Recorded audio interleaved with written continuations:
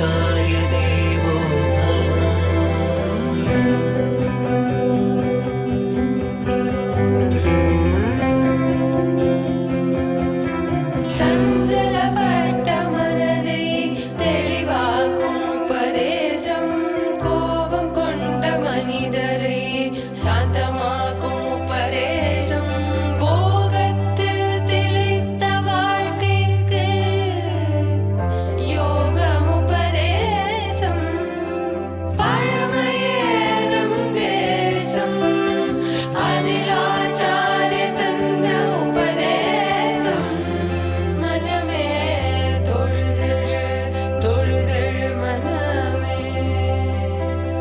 मातृदेवो भव पितृदेवो भव आचार्य देवो भव.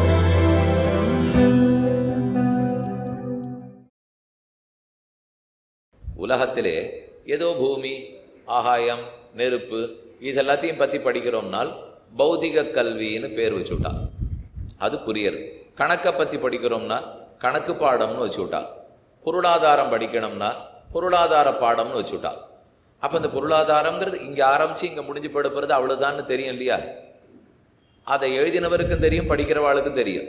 ஆனால் இப்போ ஆன்மீக கல்வின்னு சொல்லச்சே யார் யார் ஆத்மாக்கள்னே தெரியல. ஆட்டுக்குள்ளேயும் ஆத்மாங்கிறோம், மாட்டுக்குள்ளேயும் ஆத்மாங்கிறோம், மனிதனுக்குள்ளேயும் ஆத்மாங்கிறோம், பொருளுக்குள்ளேயும் ஆத்மாங்கிறோம். அப்போ இது இத்தனையும் சேர பிடிச்சு ஒரு கல்வி இருக்க முடியுமா? பொதுவான ஒரு கல்வி முதல்ல இருக்க முடியுமானால் ஆத்மாக்கள் சமமானவர்கள், வெவ்வேறுபட்டவர்களே இல்லை. அத்தனைக்குள்ள இருக்கிற ஆத்மாவும் ஒரே ஜாதி. இந்த சாதியில் வித்தியாசமே கிடையாது. இந்த ஜாதின்னு பேசுறதுக்கு பயப்பட வேண்டிய தேவையும் இல்லை. என்ன ஊரில் ஏதோ சாதிகளை பற்றி பேசினால் உயர்வு தாழ்வு வந்துடுறது, தப்பாக போயிடுறது, பேசுறது கூடாது. இப்போ தைரியமாக சொல்லலாம் பாருங்க, இங்கே மனிதர்களுக்குள்ள உயர்வு தாழ்வு சாதியை பற்றி இல்லை. மாடு, ஆடு, கோழி, பொருள், ஜடம், ஆண், பெண், மனிதன், தேவன், இந்திரன், சந்திரன், குபேரன், நானு, நீங்க எத்தனை பேராக இருந்தாலும் இதற்குள்ள உயர்வு தாழ்வே கிடையாது. அனைத்து ஆத்மாக்களும் சமமானவர்கள். அனைத்து ஆத்மாக்களும் ஒத்தர் நான் சொல்ல வரல. அந்த உடல்ல வேறுபாடு இருக்கு, ஒத்துக்கிறேன். ஆனா உடலுக்கு உள்ள இருக்கிற ஆத்மாவில் இருக்கானால் அதுல தான் வேறுபாடே இல்லைன்னு சொல்ல வரும். அப்ப அடிப்படையிலேயே வேறுபாட்டை கற்றுக் கொடுப்பது கணக்கு பாடம், பூகோள பாடம், சரித்திர பாடம். சரித்திரம் ஆரம்பிக்கச்சவே என்ன சொல்லும்?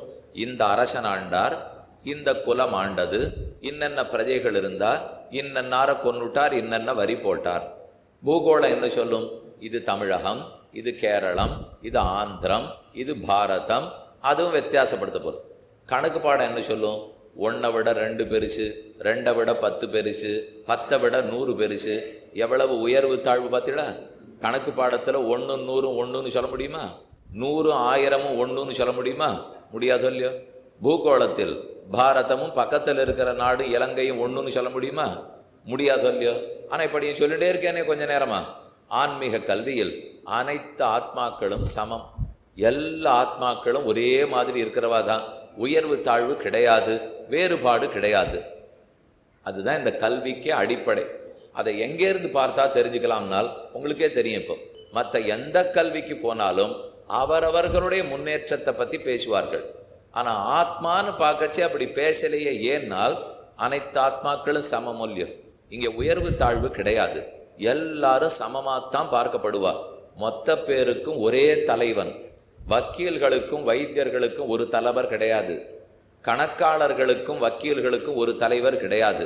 ஆனால் அனைத்து ஆத்மாக்களுக்கும் ஒரே தலைவர் உள்ளார், பரமாத்மான்னு பேர். ஆத்மா பரமாத்மா, இதை பற்றின கல்வி தான் ஆத்ம கல்வி, ஆன்மீக கல்வின்னு சொல்கிறோம். ஆத்மானா என்ன? ஆப்னோதி இது ஆத்மா, அடைகிறான், அதனால் ஆத்மா. ஆப்னோத்தின்னா ஆப்னா அடைதல்னு அர்த்தம். இப்போ லோகம் ஆப்னோதி, உலகத்தை அடைகிறான். தனம் ஆப்னோதி, சொத்தை அடைகிறான். அது போல் ஆப்னோதி அடைகிறான். ஜீவாத்மாவை அடைகிறான்னு சொல்லிட்டா எத்தை அடைகிறான்ங்கிற கேள்வி வரும் இல்லையோ? பிள்ளைன்னு சொன்னாலே உடனே அப்பா ஆறு அம்மா ஆறுங்கிற கேள்வி வரும். அண்ணான்னு சொன்னாலே தம்பி இருந்தால் தான் அண்ணான்னே சொல்ல முடியும். நான் அடைகிறான்னு சொன்ன உடனே யாரை, எப்போது, எங்கு, யார், இந்த கேள்வி கிடுகிடுன்னு கேட்க ஆரம்பிச்சிருவோம் இல்லையோ. அப்போ ஆத்மா அடைகிறான்னு சொன்னீரே, எத்தை அடைகிறார்? அந்த தேடுதல் தான் ஒவ்வொரு ஆத்மாவுக்கும் தொடர்ந்து வந்துட்டு இருக்கு. அடையணும்னு தெரியறது. நான் அடையணும், எதை அடையணும், எப்போ அடையணும், ஏன் இத்தனை நாள் அடையலை, எந்த இடத்துல அடையணும், யார் மூலமாக அடையணும், இதை போல பல கேள்விகள். என்பரு கண்ணலத்து ஒன்பொருள் ஈரில வன்புகழ் நாரணன் திண்கடல் சேரேன்னு நம்மாழ்வாருடைய பாசனம். எண்ணிலடங்காத ஆத்மாக்கள்.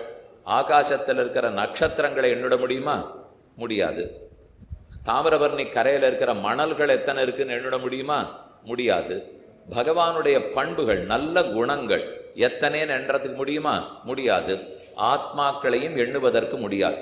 எண்ணிறந்த ஆத்மாக்களாக இருந்தாலும் அனைவரும் சமமான ஆத்மாக்கள். ஆனால் சாமியம் தெரியலையே. பார்த்தா ஒவ்வொருத்தர் படித்தவா இருக்கா, பணக்காரர்கள் இருக்கா, ஏழைகள் இருக்கா. நீரானா ஒரு 10 நிமிஷமா சமம் சமம்னு சொல்லிட்டு இருக்கீரே. ஆமாம், நான் சொன்னால் எனக்கு என்ன தெரியும்? கண்ணன் சொல்லியிருக்கார், அதை திருப்பி சொல்லிட்டு இருக்கேன். இப்போ அவர் கீதையில் சொல்லச்சே, வித்யாவினய சம்பன்னே பிராமணே கவி ஹஸ்தினி சுனிச்சைவ ஸ்வபாகேச்ச பண்டிதாக சமதரிசினஹான்னு அழகான ஸ்லோகம். ನನ್ನ படித்தவர் ஒருத்தர், படிக்காதவர் ஒருத்தர். ஆனை ஒன்று, பசுமாடு ஒன்று, நாய் ஒன்று, நாயை அடித்து சமைச்சு சாப்பிட்ற ஒருத்தர். இந்த 6 பேரையும் எடுத்திருக்கார் கண்ணன். வித்யாவினய சம்பன்னே பிராமணே கவி ஹஸ்தினி சுனிச்சைவ ஸ்வபாகேச்ச பண்டிதாக சமதரிசினஹா. யாரை பண்டித்தன்னு நான் சொல்கிறேன் தெரியுமா அர்ஜுனா? புஸ்தகத்தை கடகடகடான்னு படிச்சு விட்டவன்லாம் நான் பண்டித்தன்னு சொல்கிறதில்லை. பண்டான்னா ஞானம்னு அர்த்தம். பண்டித்தன்னா ஞானமுடையவன். எது அறிவுன்னு கண்ணன் ஒத்துக்கிறார்னால், ஓஹோன்னு படித்தது, 98 வாங்கினது, 100 வாங்கினது, இதெல்லாத்தையும் வேறு அறிவுன்னு சொல்லலை. கணக்கு பாடம் கொடுத்தா வாத்தியார் போடுறதுக்கு முன்னாடி சட்டுன்னு நாம் போட்டு காட்டி விடுறது, இதையும் வேறு அறிவுன்னு ஒத்துக்கலை. அறிவுன்னு கண்ணன் ஒத்துக்கிறது ஒன்றே ஒன்று, அனைத்து ஆத்மாக்களும் சமங்கிற பார்வை வந்துடுத்துன்னா அர்ஜுனா, அதைத்தான் நான் அறிவுன்னு ஏற்றுக்கிறேன். ஏன்னா அது நமக்கு வந்துடுத்துனால் வாழ்க்கையில் ரொம்ப இன்பப்பட போகிறோன்னு அர்த்தம். அப்போ தான் ஜீவராசிகள் மொத்த பேருமே நன்னா இருக்க ஆரம்பிப்பா. நாம் கூட எல்லாரும் நன்னா இருக்கணும்னு ஆசைப்படுவோம். ஆனால் எவ்வளவு தூரம் அந்த ஆசையை வச்சுருக்கோம்னா, மனிதர்கள் மேம்பாட்டுக்காக, மனித வளத்துக்காகன்னு சொல்லுவோமே தவிர, ஆட்டு வளத்துக்காக, மாட்டு வளத்துக்காக, மர வளத்துக்காக இதெல்லாம் நம்ம சொல்கிறதே இல்லை. இப்போ அதுகள் எல்லாத்தையும் எவ்வளவோ கட்டப்படுத்தித்தான் நாம் நன்னா வாழ்ந்துட்டு இருக்கோம். இப்போ சுற்றுப்புற சூழல் எதோ தாழ்ந்து போயின்னு இருக்கே. திடீர்னு அப்படியா மழை பெய்யுறது, இப்படியா கொட்டுறது, உலகமே சூடாயிண்டு வருது, வெப்பமாறுதுங்கிறா, கடல் நிலையெல்லாம் உயர்றதுக்கு ஆரம்பிச்சுருத்துன்னு சொல்கிறா. இதெல்லாம் எதனால நடந்தது? மனிதன் தன் வளத்தை மட்டும் பார்த்ததுனால நடந்தது. நம்ம வளத்தை மட்டும் பார்க்கக்கூடாது. நம்ம சொகுசாக வாழணும், நம்ம சந்தோஷமாக இருக்கணுங்கிறதுக்காக எதையும் அழிக்கிறதுக்கு நாம் தயாராகிட்டோமோ இல்லையோ. சமீபத்தில் சென்னப்பட்டணத்தில் வந்த வெள்ளத்தை பற்றி என்ன சொன்னார்? அது பழசு கட்டியிருக்கிற கட்டணம்லாம் நன்னாத்தான் இருக்கு சாமி, குளத்தை துத்து கட்டினதெல்லாம் தான் ஆபத்து. எங்கெங்கே குளம் இருந்திருக்கோ தண்ணி வந்துடுத்தேன்னு சத்தம் போட்டுட்டா அது சொல்கிறது. நீங்கன்னா நான் இருக்கிற இடத்துல வந்திருக்கீள், வந்துட்டு நான் வந்துட்டேனேன்னா ஒரு இடத்துல ஏரியை திறந்து விட்டால் அது போகிறதுக்குன்னு 100 ஆண்டுகளாக வழி இருக்குது. அந்த வழியில் நம்ம தடங்கள் இல்லாத இருந்தோம்னா அது மாட்டுக்கு தம் வழியில் போய் சேர்ந்துடும். அந்த வழியை எடுத்து கட்டுவிட்டாள்னா அப்போ தயாராக இல்லை யார்? ஜனத்தொகை பெருகி போடுறது. ஒருவேளை அப்போ ஆத்மாக்கள்லாம் எண்ணிக்கையில் கூடிண்டே வராளோ? ஏன்னா அப்போ பார்க்குறச்சே பாரதியார் பாடச்சேவே, செப்பு மொழி 18 உடையாள், 30 கோடி முகமுடையாள். பாரத தேசத்துக்கு அப்போ 30 கோடி பேர் ஜனத்தொகை இருந்திருக்கா. எப்போ இதெல்லாம்? ஒரு 70-80 வருஷத்துக்கு முன்னாடி. இன்னும் ரொம்ப தொலையாத தூரம்லாம் இல்லை. இப்போ 70-80 ஆண்டுகளுக்கு முன்னால் 18 பாஷை அப்போவே இருந்திருக்கு. நம்ம பாரத தேசத்தினுடைய அரசாங்கத்தின்படி ஏற்றுக்கொள்ளப்பட்ட மொழிகள் 18 மொழிகள். அந்த 18 மொழி இருந்திருக்கு. 30 கோடி பேர் தான் இருந்திருக்கோம். இப்போ 125 கோடி பேர் இருக்கோம் இல்லையோ. அப்போ ஆத்மாக்கள்லாம் ஒருவேளை உற்பத்தி பண்ணுறாளோ? நம்ம தேசம் உற்பத்தி பண்ணணுங்கிறத நாங்கள் ஏதோ பொருள்கள்லாம் உற்பத்தின்னு நினச்சிருந்தோம். கடைசியில் ஆத்மாக்களே உற்பத்தி பண்ணி 30 கோடியை 125 ஆகிட்டாளானால் அது பண்ண முடியாது. ஆத்மா பிறப்பதும் இல்லை, இறப்பதும் இல்லை, உண்டாவதும் இல்லை, அழிவதும் இல்லை. நித்தியம். நல்ல சொல், நித்தியம். நித்தியம்னா அதுக்கு தொடக்கமும் கிடையாது, முடிவும் கிடையாதுன்னு இருக்கும். இருப்பார் இருப்பார் இருப்பார்.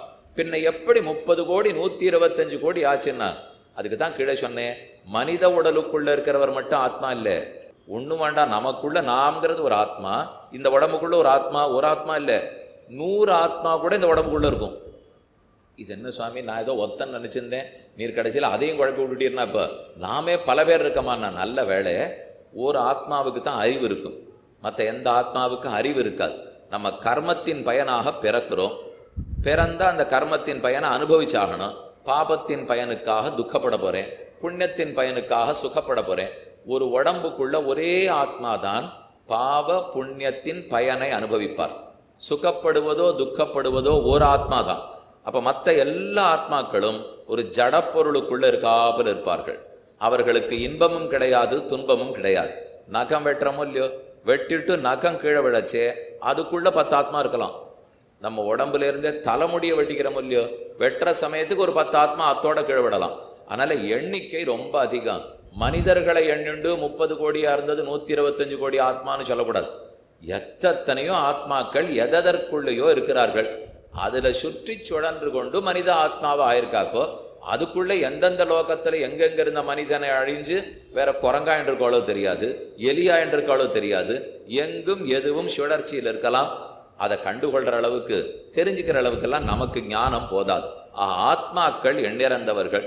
அனைத்து ஆத்மாக்களையும் சமம்னு பார்க்கறதுக்கு தெரிஞ்சுக்கணும். தெரிஞ்சுனுட்டால் அவனைத்தான் பண்டிதன் பண்டிதன்னு சொல்றான். ஆத்மா அடையணுங்கிறீரே, எத்தை அடைய வேண்டும், யார் மூலம் அடைய வேண்டும், எப்போது அடைய வேண்டும், எங்கு அடைய வேண்டும், இதை பத்தின கேள்விகள் தான் ஆத்ம ஆன்மீக கல்வி.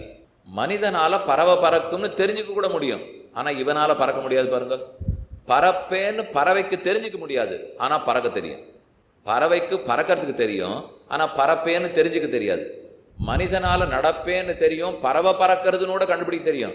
பறவை என்னமா பறக்கிறதுன்னு கூட கண்டுபிடிச்சிருவோம், ஆனா தன்னால பறக்கிறதுக்கு முடியாது. இது என்ன வேறுபாடு? இப்போ அது பறக்கிறது, என்னால் பறக்க முடியல, எனக்கு தெரிஞ்சுக்க முடியறது, அதுக்கு தெரிஞ்சுக்க முடியல. அது ஏன் பறவையா பிறந்தது? நானும் பறவையா பிறந்திருந்தா என்ன, நன்னா பறக்கலாம், எல்லாரையும் மேலேந்து பார்க்கலாம். அப்ப அது ஏன் பறவையா இருக்கு, நான் ஏன் இப்படி இருக்கேன்? பறக்கிற சக்தி அதுக்கு யார் கொடுத்தா? பறவையே பறக்கிற சக்தியை சம்பாதிச்சிருந்ததா?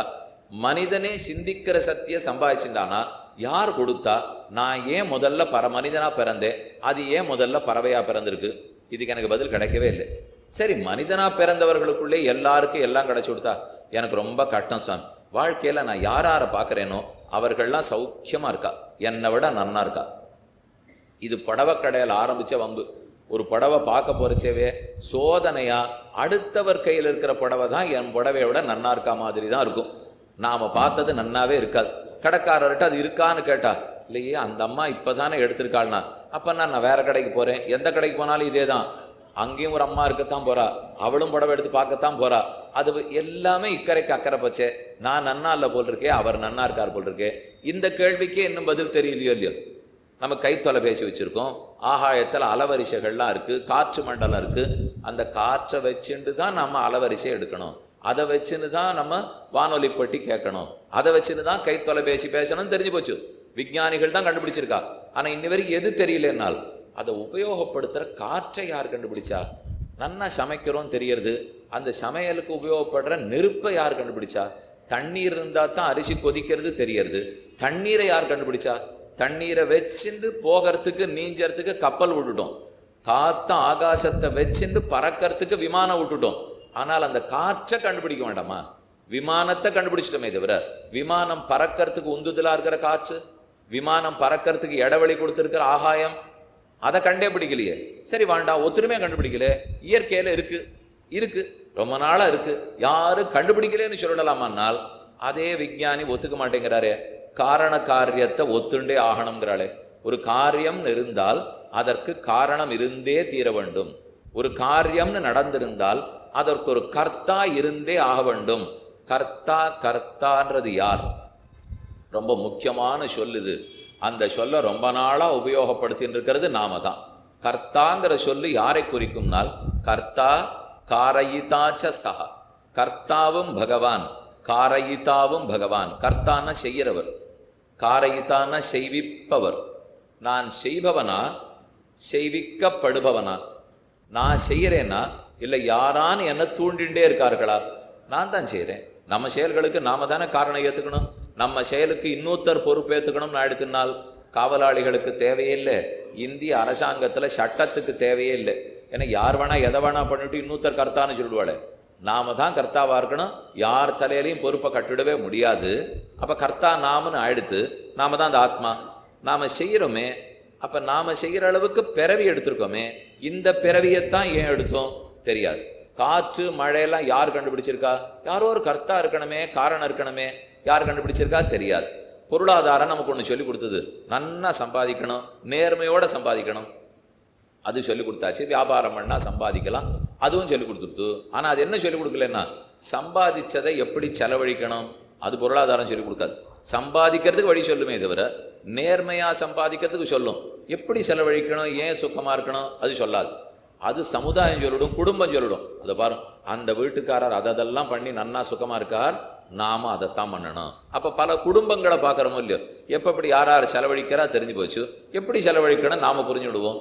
நாமே கட்டப்பட்டு வந்திருக்கோமா சுகமாக வந்திருக்கோமாங்கிறத வச்சிருந்து எப்படி செலவழிக்கலான்னு ஆகிடும். சுகப்படணும், சம்பாதிச்சேன், செலவழிக்கிறேன்.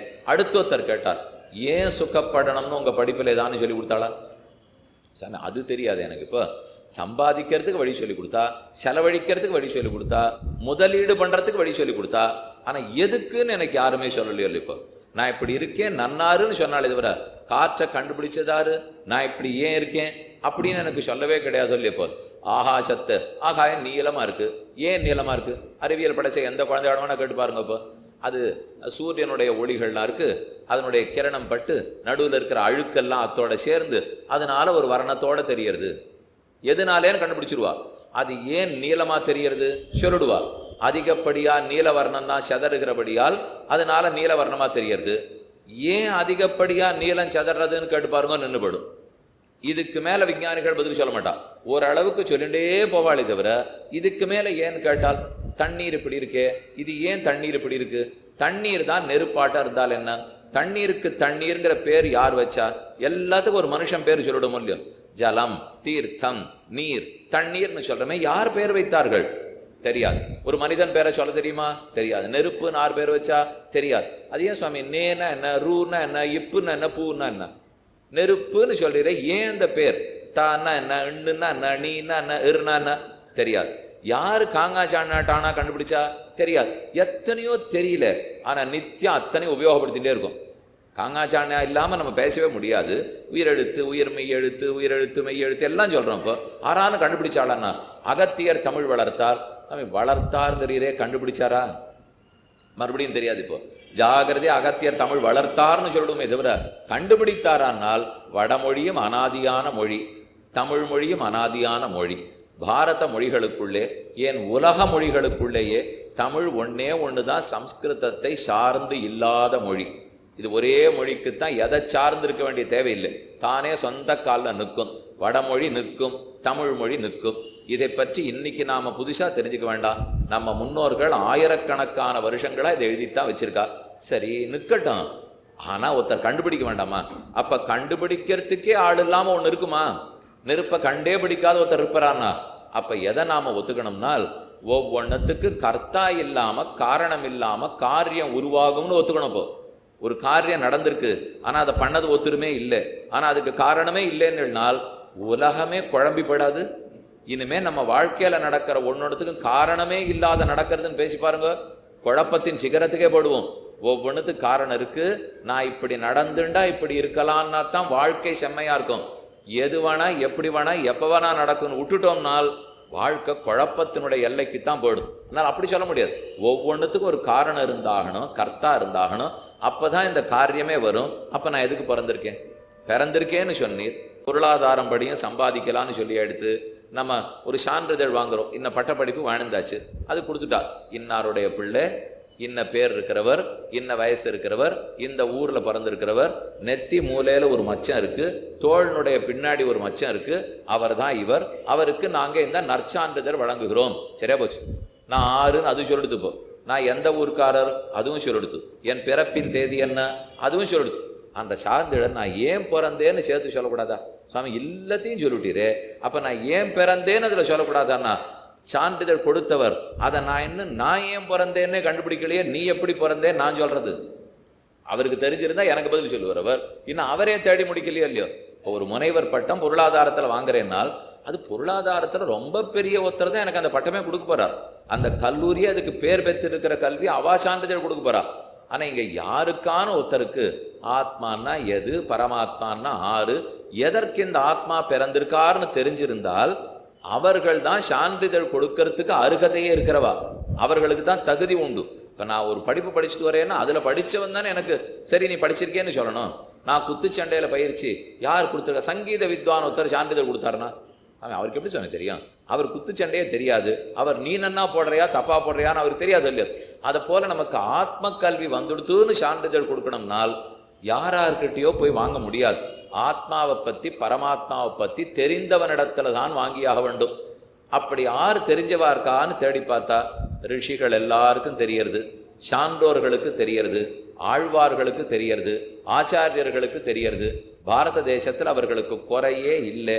அவர்களும் நூற்றுக்கணக்கில் ஆயிரக்கணக்கில் பிறந்திருக்கா. அவ வாழ்க்கை வரலாற்றை பிரித்து பார்த்தோம்னா ஒத்தருக்கான தன்னலம் இருந்ததா தெரியல, சுயநலம்ங்கிறத வாழ்க்கை என்னதுன்னே தெரியல, தங்களுக்குன்னு யாரும் சம்பாதிச்சு வச்சதாவே தெரியல, எந்த பற்று அவர்களுக்கு இருந்ததாகவே தெரியல. அப்போ அவர்கள் ஒரே குறிக்கோள், மனிதன் எதுக்கு பிறந்தான் எதுக்கு பிறந்தான் எதுக்கு பிறந்தான்.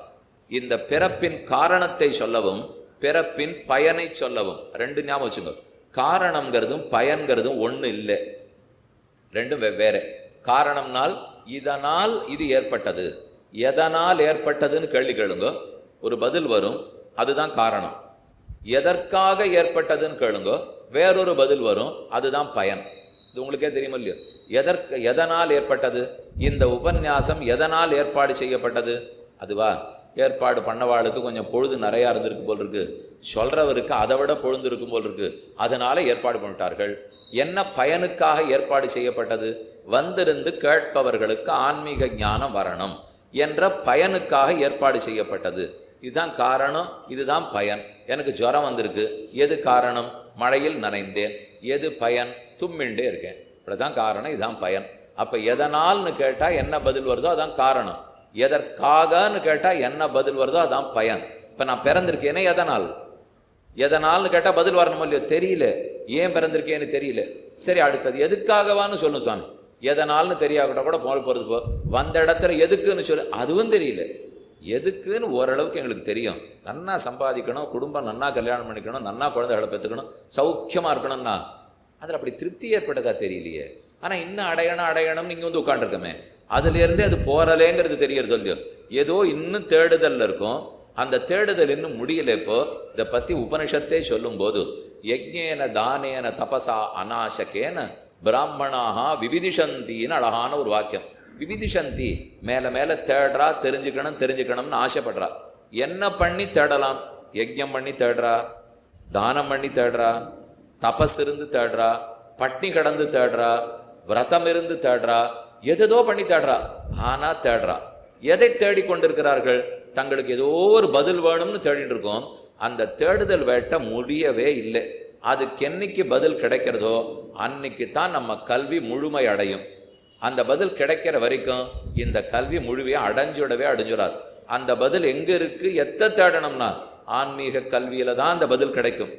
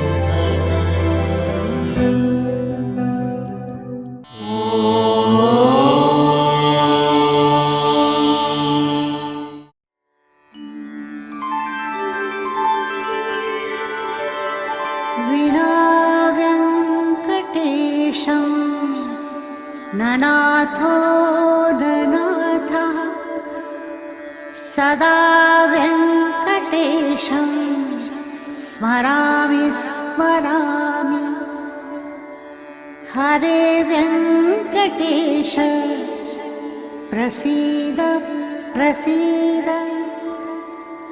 प्रियं वेङ्कटेश प्रयच्छ प्रयच्छ।